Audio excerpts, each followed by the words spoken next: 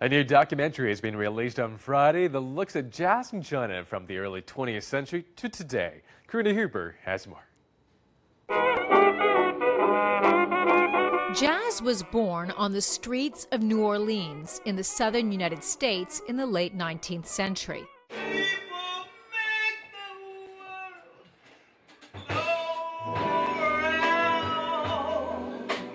It is quintessentially African-American music, but in the 1920s, it began to spread to other parts of the world, including China.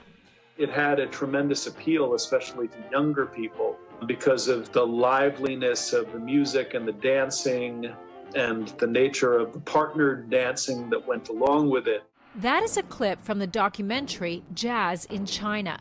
It was produced and directed by jazz musician and composer Eugene Marlowe. Stylistically, jazz is jazz is jazz. What's different, perhaps, is the cultural lens or the cultural ears that these jazz musicians take with them when they interpret their own style of jazz. Shanghai, Shanlo.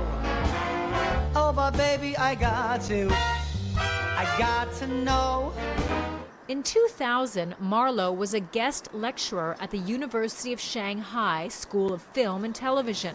He later returned to China to research a book titled Jazz in China, From Dancehall Music to Individual Freedom of Expression.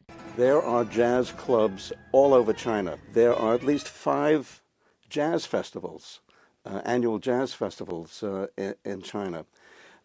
2 American organizations have set up jazz clubs in Beijing and Shanghai.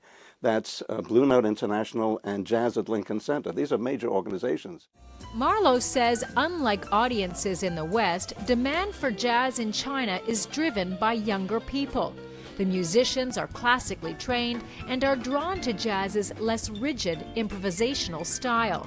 A lot of jazz journalists and jazz musicians in the United States can't conceive that there are really great players outside the United States. If they watch this documentary, they're going to be surprised at how good these jazz musicians are.